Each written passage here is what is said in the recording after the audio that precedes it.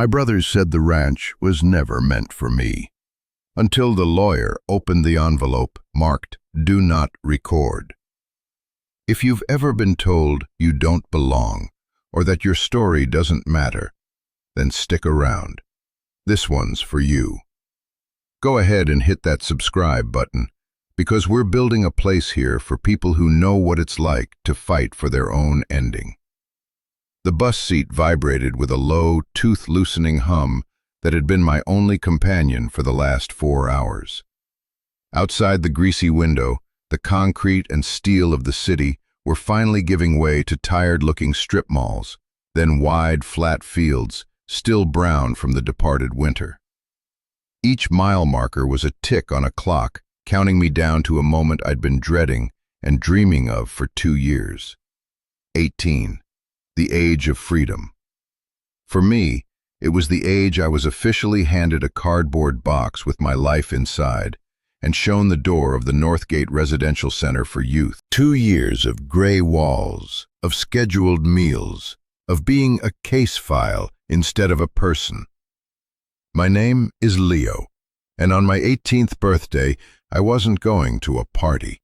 I was going to a reading of a will, my grandfather's will. The bus sighed to a stop at a desolate station on the edge of a town I barely recognized anymore. I swung my backpack over one shoulder, the weight of it a familiar anchor. The air outside was cold, but clean. It tasted of damp earth and distant pine, a ghost of a scent that made my chest ache with a sudden, sharp pang of memory. The lawyer's office was on the second floor of a brick building that looked like it had been important 50 years ago. The stairs creaked under my worn-out boots. The hallways smelled of old paper and lemon-scented cleaner, a combination that screamed quiet bureaucracy. I pushed open a heavy door with frosted glass that read, "Albright and Sons, Attorneys at Law." A woman with perfectly coiffed gray hair looked up from her computer, her smile tight and professional. "Leo, we were expecting you. Mr. Albright is ready." She said it like I was late for a dental appointment. I was led into a conference room dominated by a long, polished mahogany table that reflected the grim, overcast sky. And there they were, my brothers, Mark and David. They were my grandfather's sons from his first marriage, products of a life he'd lived long before my mother, his late-in-life daughter, was ever born. They were in their 50s, dressed in expensive-looking suits that seemed too formal for this small town. Mark, the elder, had our grandfather's sharp nose, but none of his warmth. David fidgeted with a gold watch, his eyes darting around the room as if assessing the value of the furniture. They looked at me, and I could see the calculation in their eyes. I wasn't family. I was a loose end, a complication. "Leo," Mark said, his voice flat. He didn't stand up. "You made it." David just nodded, his gaze flicking to my boots and the frayed cuffs of my jeans before dismissing me entirely.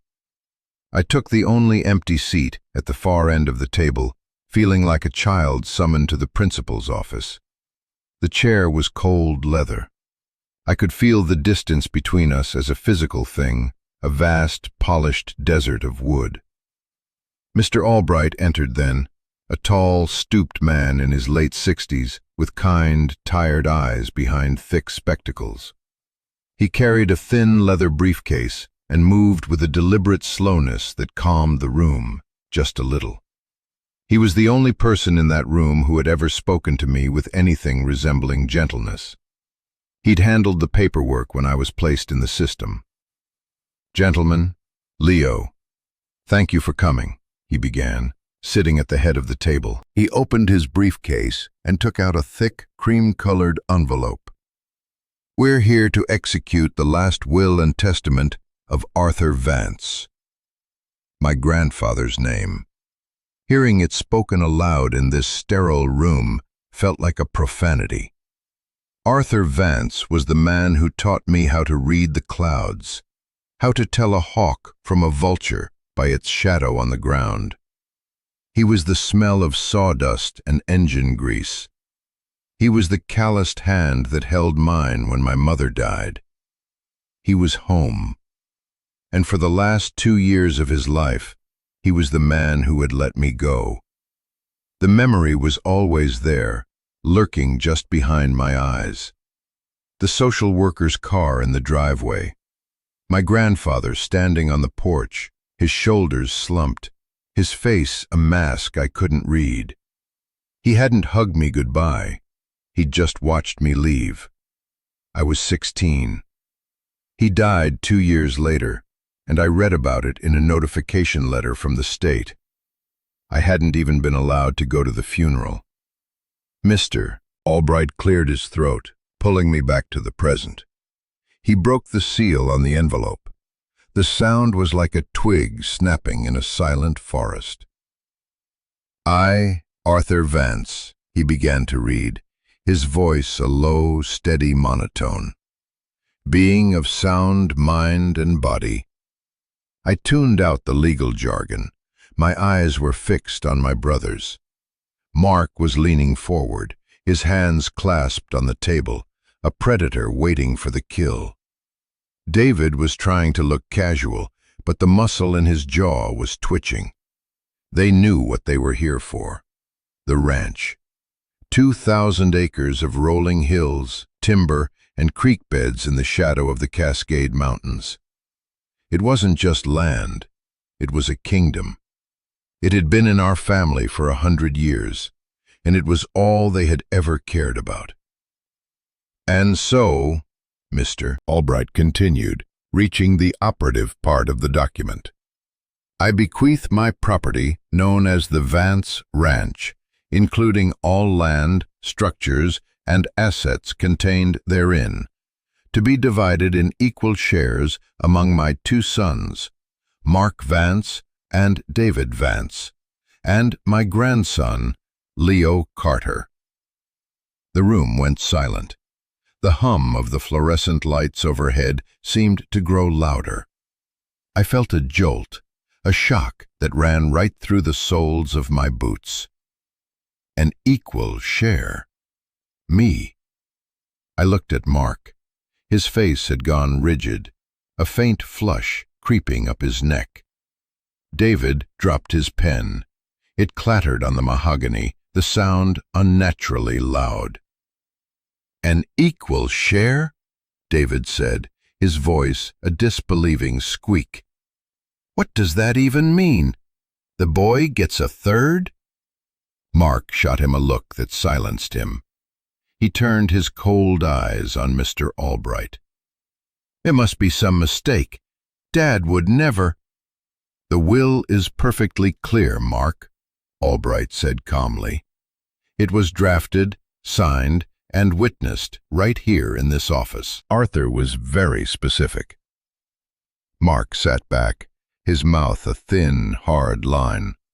He stared at me, and for the first time he seemed to see me not as an inconvenience, but as a genuine obstacle. The air crackled with their resentment. It was a suffocating thing. Then the performance began. Well, Mark said, forcing a smile that didn't reach his eyes. That's unexpected, but family is family.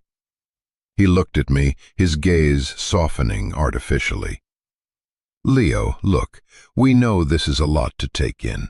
And frankly, a working ranch, it's a lot of responsibility. A lot of debt, too. Dad wasn't the best with money the last few years. He's right, David chimed in, picking up his cue. We've already had an offer on the place, a development group. It's a very generous offer, really. The best thing for everyone would be to sell, settle the debts, and we can all walk away with a clean slate. He was talking to me like I was a child, explaining something complicated with simple words. They're offering $12 million for the whole parcel, Mark said, dropping the number like an anchor. After debts and taxes, your third would come out to, what, Albright? The lawyer did a quick calculation on a notepad. Roughly $1.8 million. $1.8 million. The number was so large, it was meaningless. It was a phone number, not money. It was more money than I had ever imagined seeing in my life. I could go anywhere, do anything. I could leave the memory of the group home and the gray city behind forever. I could be free. We'd be willing to make it a clean $2 million, Mark said smoothly. From our shares. Just to make it simple. You sign the sales agreement with us today, and the money is yours as soon as it clears escrow. The offer hung in the air, shimmering. It was a life raft. It was an escape. It was everything I should have wanted. But all I could think about was the smell of the barn after a rainstorm. The feel of the rough bark on the old ponderosa pine behind the house. The way the light hit the west ridge at sunset. All I could think about was home. I want to see it first, I said. My voice was quiet, but it cut through their sales pitch like a knife. Mark's manufactured smile vanished. See it? Why? It's a mess, Leo. The roof on the house is failing. The fences are down. There's nothing there for you. I want to see it, I repeated, a little stronger this time. A flicker of defiance I didn't know I had. He saw it too. He exchanged a dark look with David. For a moment, I thought he was going to refuse, to tell me I had no right. But Albright was watching. The boy has a right to see his inheritance, Mark, the lawyer said, his tone mild but firm. Mark sighed, a long theatrical exhalation of frustration. Fine, he snapped. Fine, go look at the old wreck. But the offer from the developers is on the table for a limited time. We need to move on this. We'll give you 48 hours. He pulled a key ring from his pocket and slid it across the vast table. The keys were old and brass, worn smooth with time. I recognized the key to the front door of the house instantly. They slid to a stop just inches from my hand. I picked them up. They were still warm from his pocket.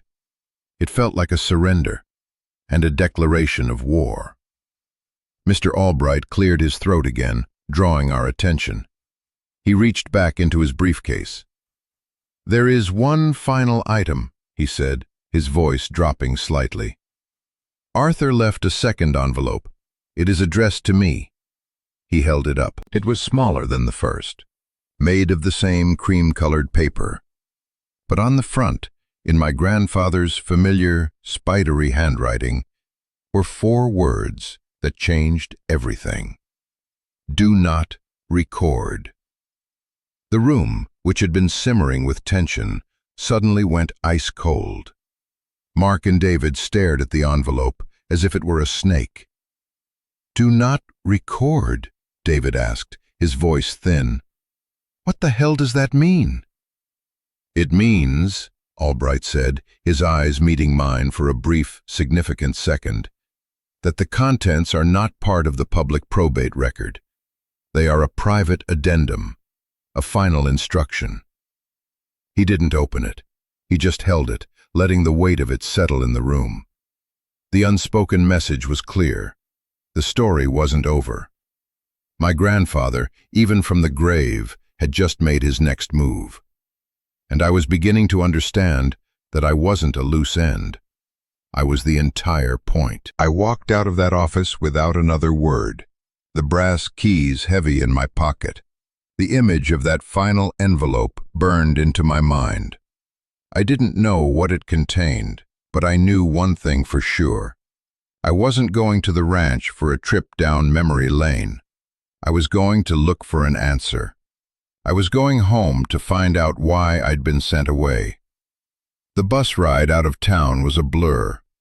I cashed the small check the state had given me, my final emancipation payment, and used it to buy a ticket on a coach heading west towards the mountains. The further we got from the city, the more the land began to breathe. The flat, dull plains gave way to rolling foothills, dotted with oak and scrub pine. The sky opened up, vast and blue, a shade I hadn't seen in 2 years. I felt like a diver surfacing, my lungs aching for real air. The last 10 miles were on a dusty, unpaved road. I'd gotten off at a crossroads with a single gas station and decided to walk. I needed to feel the ground under my feet. The air was thin and sharp, carrying the scent of pine needles and cold stone. With every step, the tension in my shoulders eased. The institutional gray was leaching out of me, replaced by the deep greens and browns of the landscape. This was Vance land, my land. I knew it the way an animal knows its territory. Finally, I rounded a familiar bend, and there it was, the entrance to the ranch. The old wooden archway with Vance Ranch carved into the crosspiece was still standing, though the letters were faded and one of the posts was leaning precariously. A heavy chain was slung between the posts, secured with a rusty padlock. My brother's doing, no doubt. "Keep out. This isn't for you." I felt a surge of cold anger. Using a rock, I smashed the lock. The chain fell to the dusty ground with a satisfying clang. I pushed the gate open. It groaned in protest, the sound echoing in the quiet afternoon. I was home. The walk up the winding driveway was nearly a mile long. The gravel was overgrown with weeds, and the fences that lined it were in worse shape than Mark had let on. Wires were snapped, posts rotted through. It hurt to see the decay, the slow surrender to nature. It felt like a personal failure, even though I hadn't been here. The house came into view, and my heart sank. It was a simple 2-story ranch house built from local timber and river stone a century ago. It had always looked strong, proud. Now it just looked tired. The porch was sagging on one side, and several shingles were missing from the roof, leaving dark, vulnerable patches. The paint was peeling, revealing the weathered gray wood beneath. It looked abandoned, forgotten. I climbed the 3 steps to the porch, my boots echoing on the boards. I stood before the front door, the brass key in my hand. It felt impossibly small for the task ahead. For a moment, I hesitated. What was I hoping to find in there? Confirmation that my brothers were right? Proof that the place was a lost cause, that I should just take the money and run? I thought of my grandfather on the porch, his face unreadable.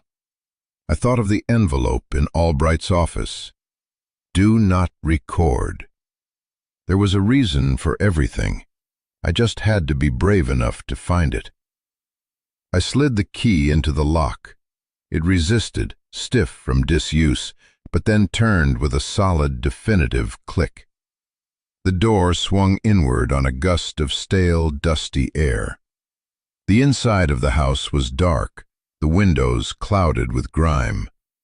The air was thick with the smell of dust, mice, and memory. A sheet was thrown over the big armchair where my grandfather used to sit and read the paper. Another covered the old sofa.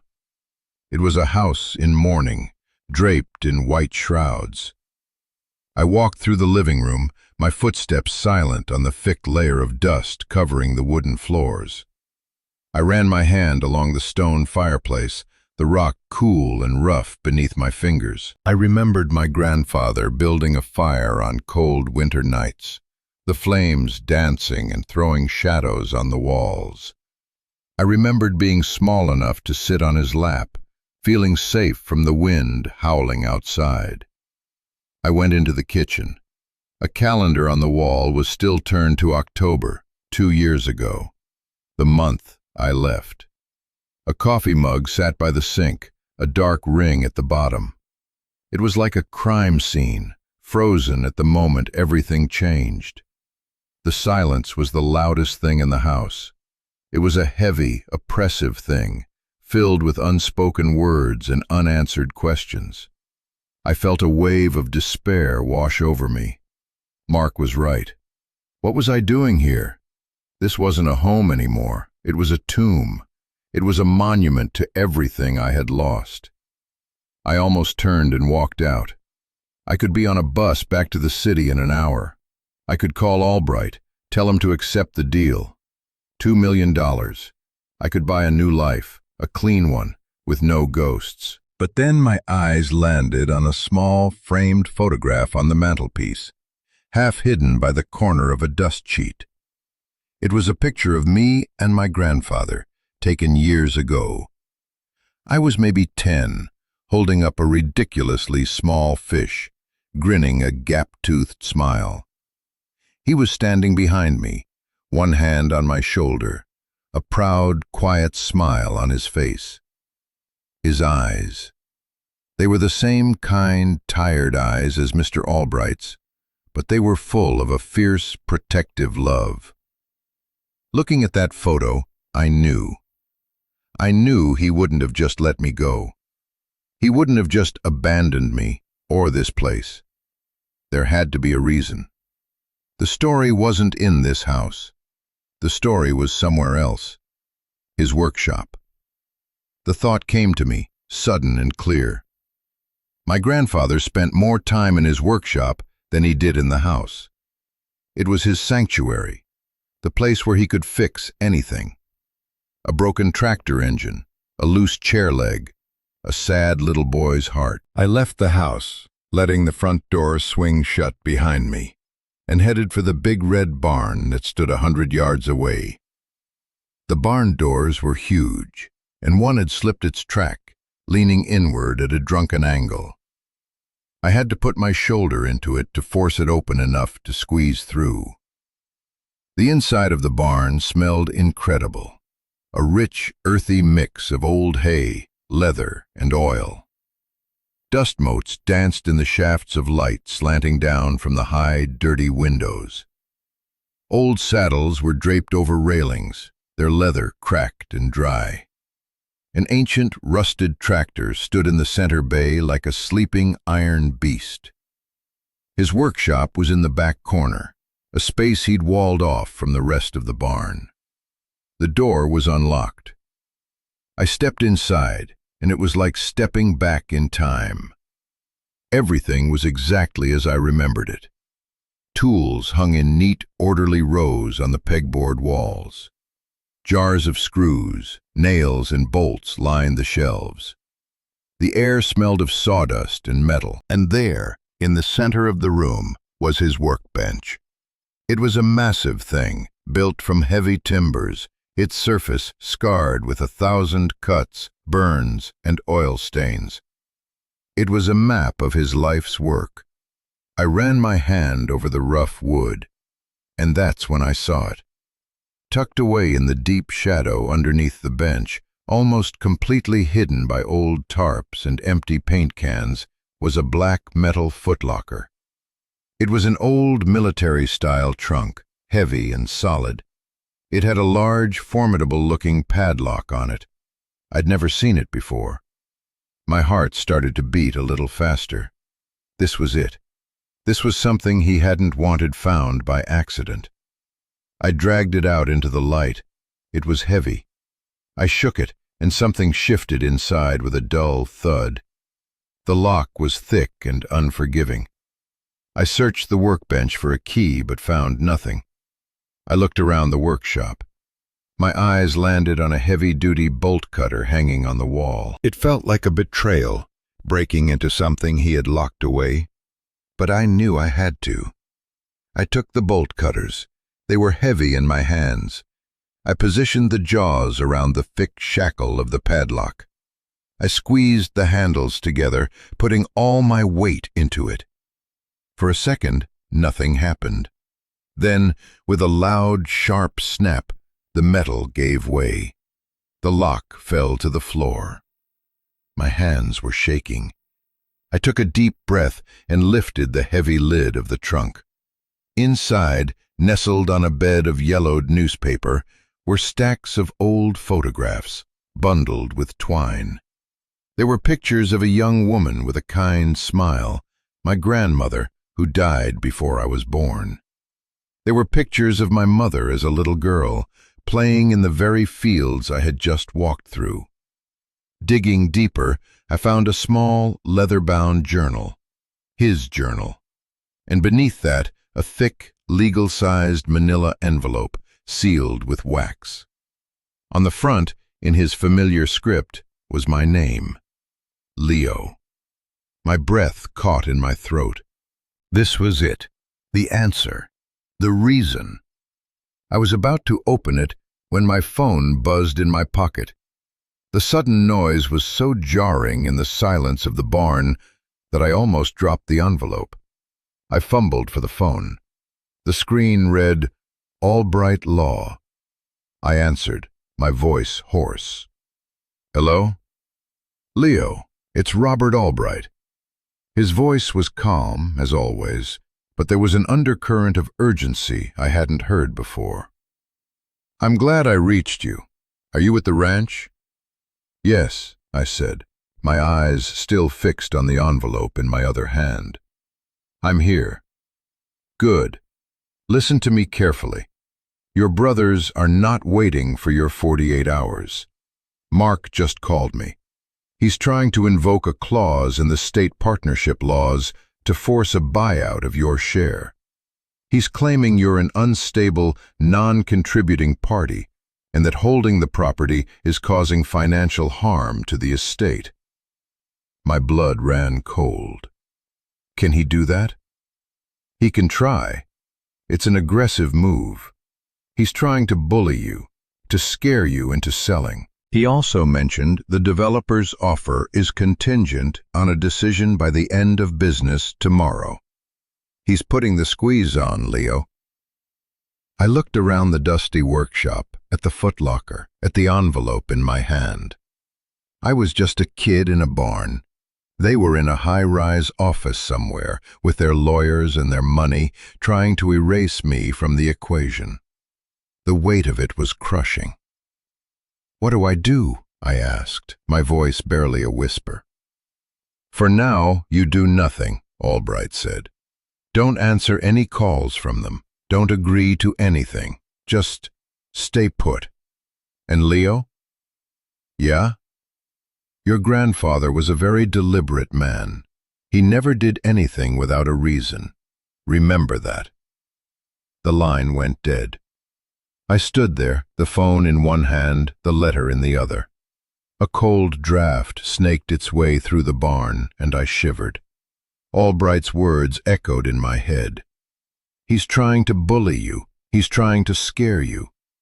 It was working. I sank down onto an old wooden crate, the dust puffing up around me. The sheer scale of what I was up against suddenly felt insurmountable. Mark and David weren't just my brothers. They were representatives of a world I didn't understand. A world of clauses and contracts, of leveraging and bullying. And I was an 18-year-old kid with a high school equivalency diploma and $142 to my name. The $2 million they'd offered felt less like a life raft now, and more like the only door that wasn't locked. Maybe they were right. Maybe this place was a lost cause, a money pit, a burden. Maybe my grandfather, in his final, failing years, had made a sentimental mistake, leaving a third of a nightmare to a boy who couldn't possibly handle it. The thought was a bitter pill. It meant my grandfather was just a sad old man who died in debt. It meant my memories of this place were just that, memories of something that was gone forever. It meant I was truly, finally, alone. I looked at the envelope in my hands. Leo. My name, written by his hand. Was it an apology? An explanation? Or was it just a final, rambling goodbye? For a long moment, I thought about not opening it. I could throw it back in the trunk, walk away, and take the money. I could buy a small apartment, get a car, go to college. I could build a life, a real one, unburdened by this decaying ranch and the ghosts that haunted it. It was the smart move, the sensible move. It was the move a survivor would make. And I was a survivor. 2 years in the system had taught me that much. You learn to cut your losses. You learn not to get attached. You learn to take the clean break when it's offered. But then I looked at my hands. They were smudged with dust and a little rust from the lock. They were my hands, but they were shaped like his. The same long fingers, the same wide palms. These were hands made for fixing things, for working the land. They weren't made for signing surrender papers. And that's when I knew. Running away wasn't freedom. It was just a different kind of cage. You know, if you've ever been in a position like that, where the easy way out looks so damn tempting, where everyone is telling you to just give up and take what you can get, I want you to know you're not alone. Sometimes the hardest thing in the world is to hold on, to believe that there's a story underneath the one everyone else is telling. If you've made it this far into my story, it's probably because some part of it feels familiar to you. This community we're building here, it's for people who get that. It's for people who know what it's like to feel small in the face of something big, and to dig deep to find the strength to fight back anyway. So take a second. Think about a time you chose the harder path because you knew, deep down, it was the right one. I'm going to read every single comment because your stories matter. Now, let's get back to the barn. I sat there on that crate for what felt like an hour, though it was probably only a few minutes. The sun was beginning to dip lower in the sky, and the light coming through the high windows turned golden. It was now or never. I broke the wax seal. The paper was thick, high quality, the kind he only used for important things. The letter was several pages long, front and back, all covered in his dense, slightly shaky handwriting. "My dearest Leo," it began, "if you are reading this, it means I am gone. It means you are 18 and you are standing on the land that is your birthright. I hope you are standing in the workshop. I always did my best thinking in here." I had to stop and take a breath. His voice was so clear in my head, it was as if he were sitting right there with me. I read on.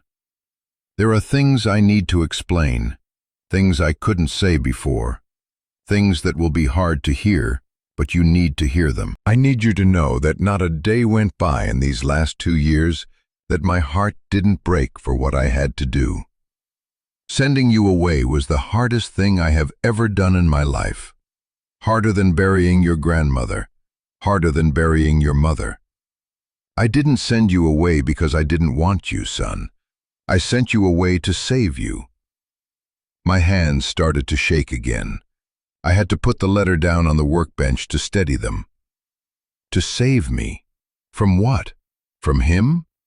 I picked it back up, my eyes scanning the page, hungry for the truth. "After your mother passed, and it was just you and me, I was the happiest I'd been in years. You brought this old house back to life. But I was getting older, and I was getting sick, sicker than I let on.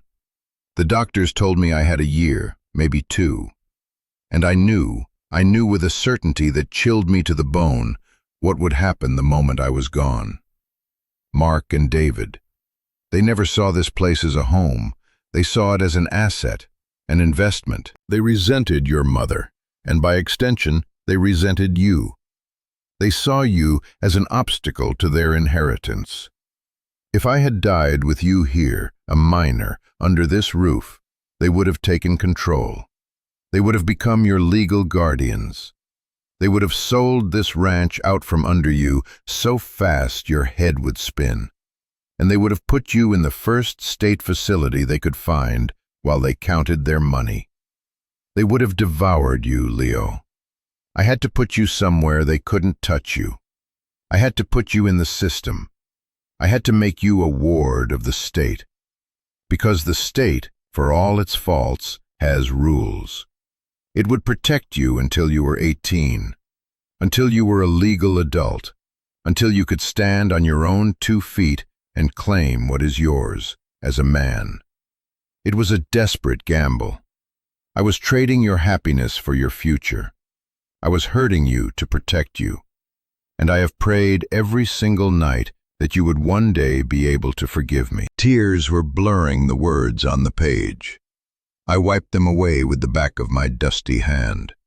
All the anger I had held on to for 2 years, all the bitterness, the feeling of abandonment, it all just dissolved, replaced by a wave of grief so profound it almost buckled my knees.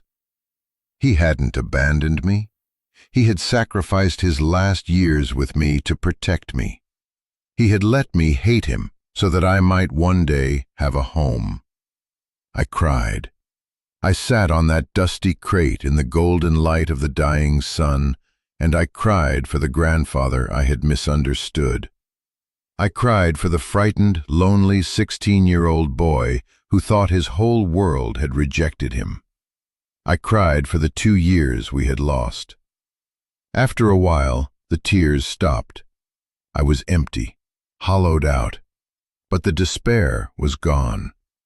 In its place, something new was growing, a fragile, fierce sense of purpose. I picked up the letter again. There was more. Now for the hard part. The ranch is in trouble. I took out a number of loans against it to pay for my medical treatments.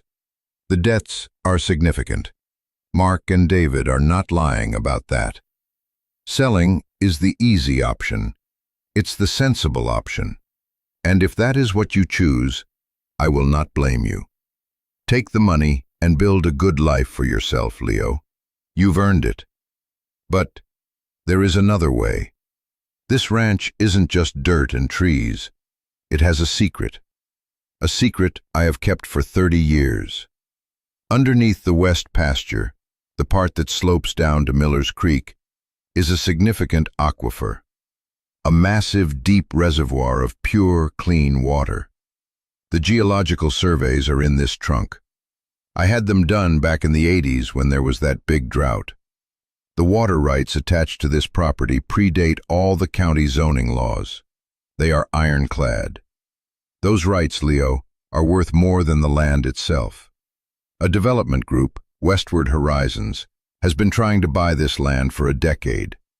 That's who your brothers are in talks with. Westward doesn't just want to build houses. They want the water. They know it's there. Their initial offer all those years ago tipped their hand. But they don't know that I knew. They are trying to buy a gold mine for the price of a gravel pit. I could feel my heart pounding in my chest. Water rights, aquifer. It was like a language from another planet, but I understood the meaning. Leverage, power. The choice is yours, son. You can sell and you will be rich. Or you can fight and you will be home. Fighting will be hard.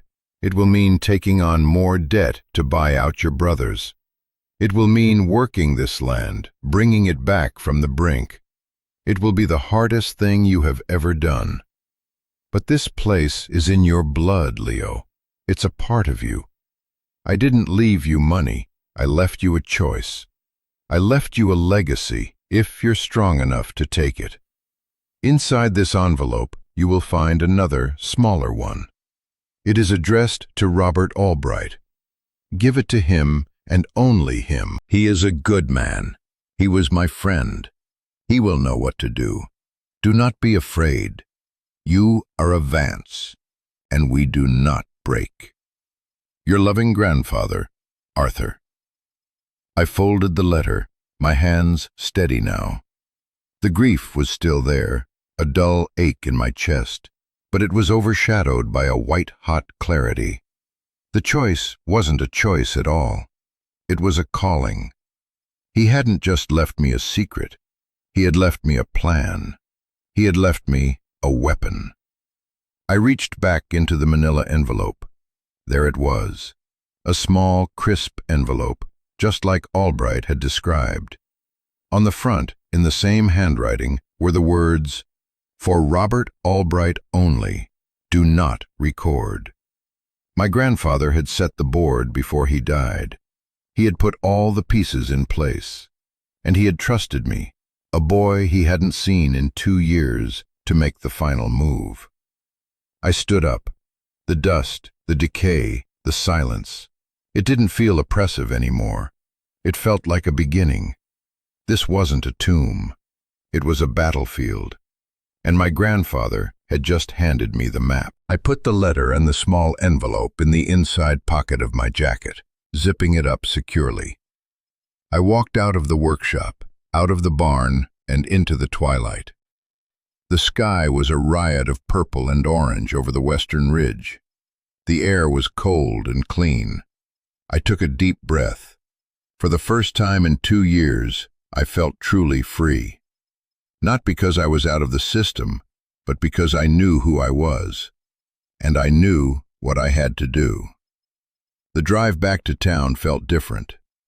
I hitched a ride with a trucker hauling lumber who didn't ask any questions. I didn't look out the window at the passing scenery. I looked ahead at the road. My mind was racing, but it was a focused energy, not the scattered anxiety of before. I had a purpose. It was late by the time I got back to Albright's town. The streets were mostly empty. I found a cheap motel on the outskirts, paid for a room in cash, and spent the night staring at the ceiling, my hand resting on the lump in my jacket where the letters were. I didn't sleep. I didn't need to. I was running on something more powerful than rest. I was running on hope.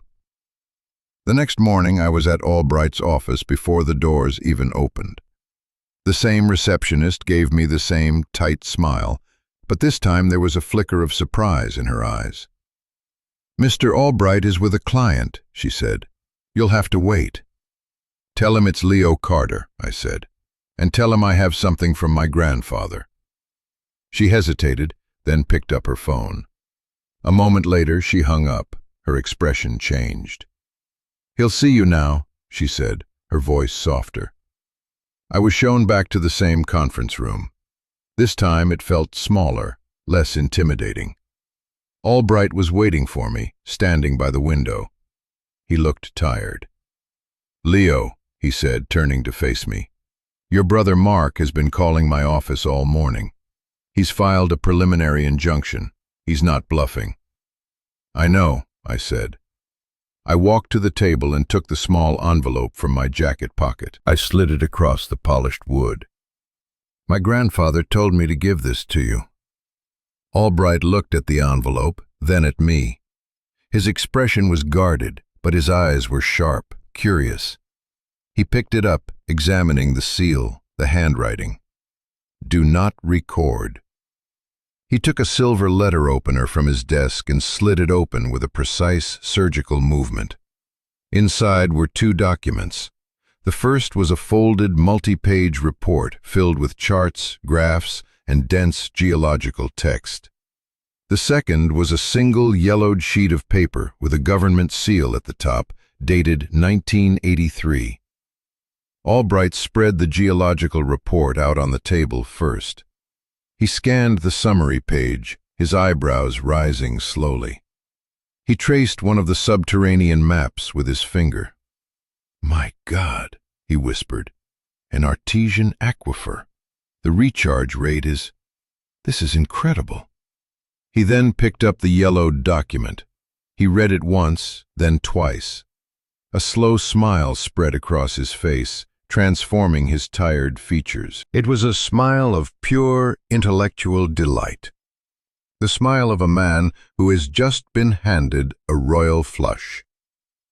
"Water rights," he said, looking up at me, his eyes shining. "Primary appropriation rights. pre-1990. This document is a silver bullet, Leo. It predates the entire county water code. It's unassailable. He finally understood. He saw the whole picture, the reason for the secrecy, the reason for the envelope. The instruction, "Do not record," wasn't just a request for privacy. It was a strategic masterstroke. By keeping this information out of the public probate, my grandfather had ensured my brothers would make their move based on incomplete information. He had laid a trap, and they had walked right into it. "Your grandfather," Albright said, shaking his head in admiration, "was a brilliant, stubborn son of a bitch." He looked at me, his smile fading into a serious, professional calm. "So, what do you want to do, Leo? This changes everything. We can use this to force a much higher sale price. The developers will pay a fortune for these rights."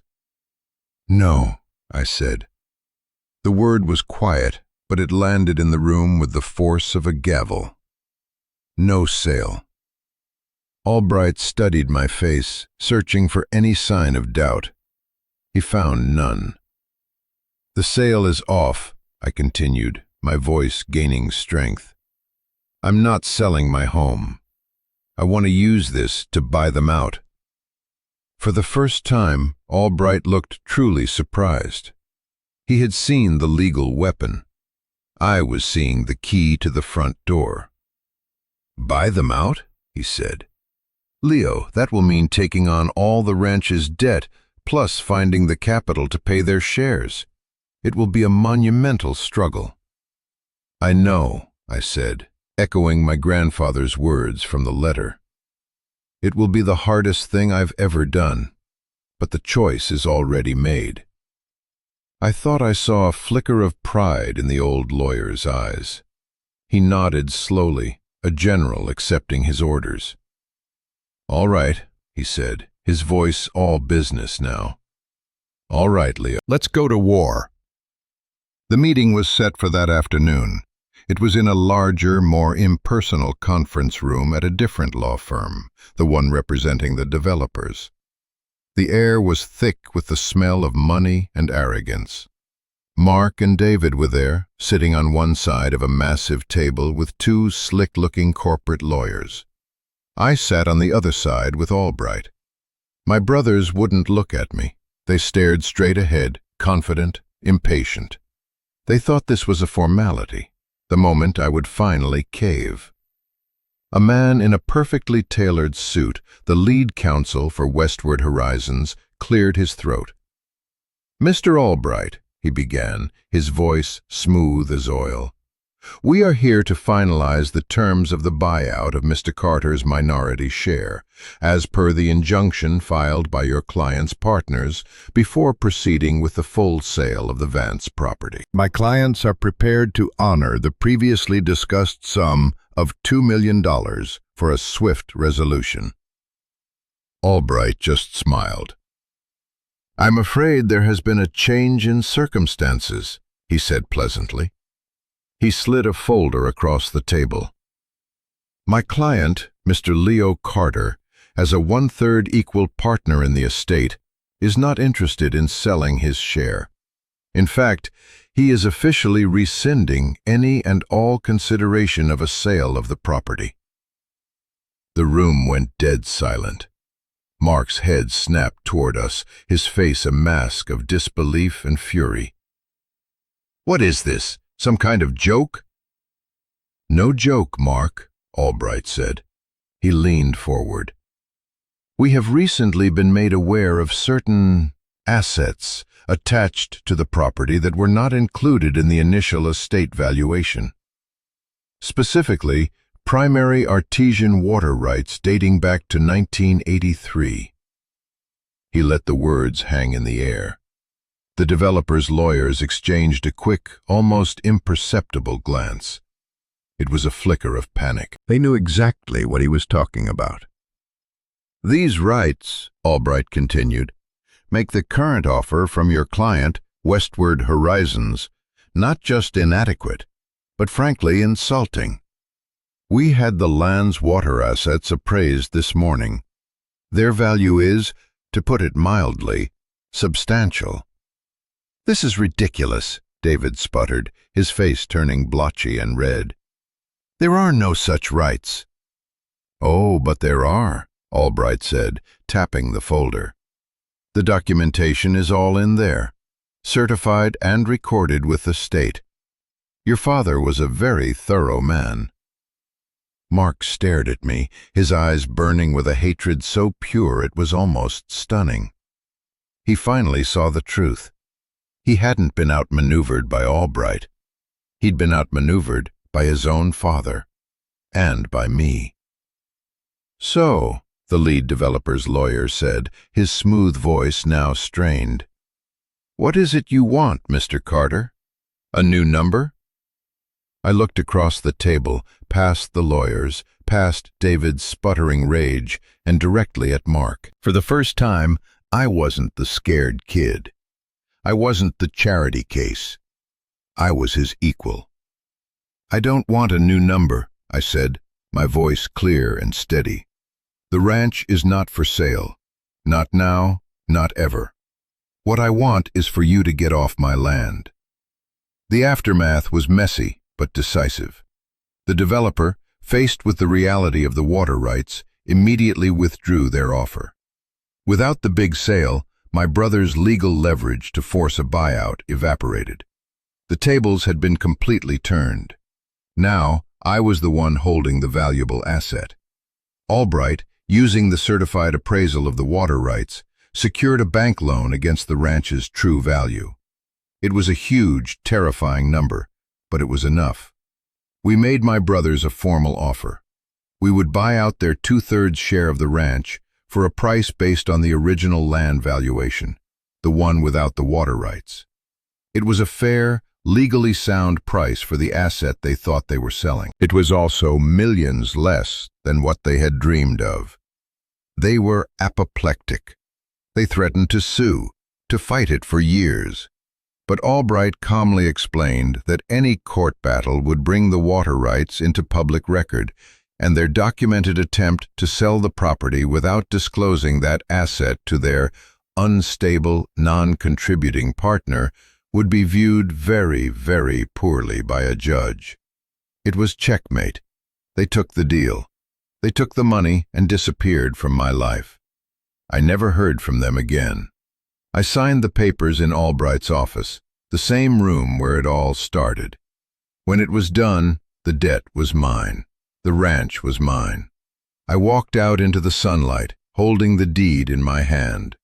It was just a piece of paper, but it felt as heavy as a stone and as light as a feather.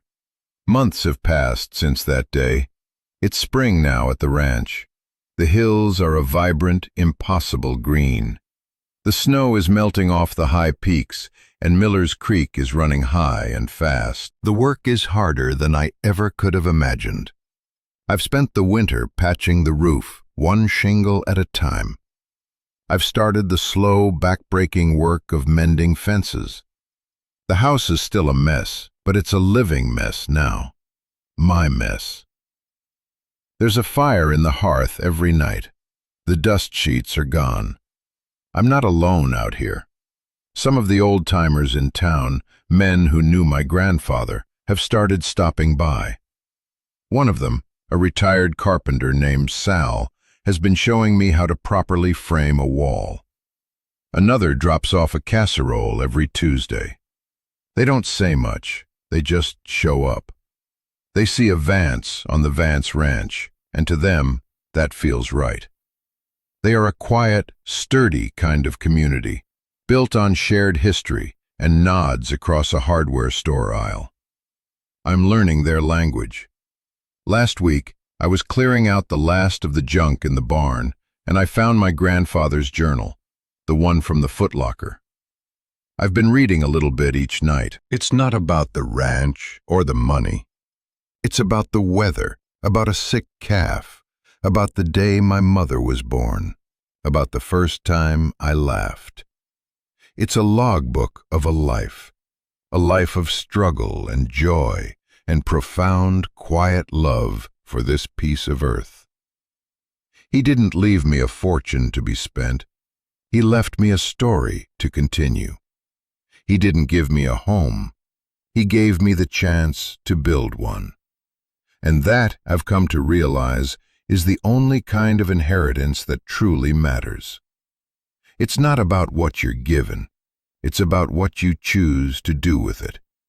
It's about looking at a field of weeds and seeing a pasture.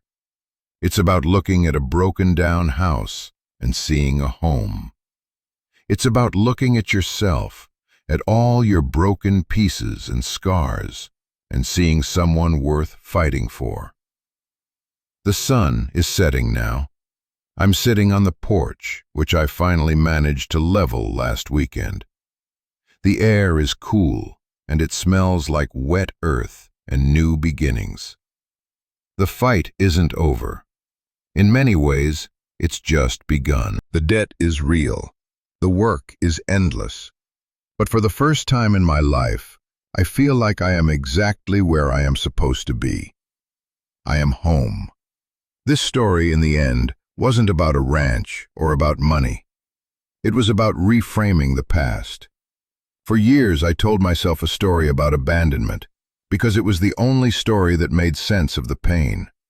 But my grandfather left me a new story, a true one, a story of protection, of sacrifice, and of a love so deep it was willing to be misunderstood.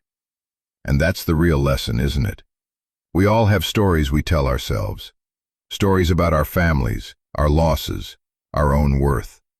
And sometimes, we are given the chance to find the truth, to rewrite the narrative.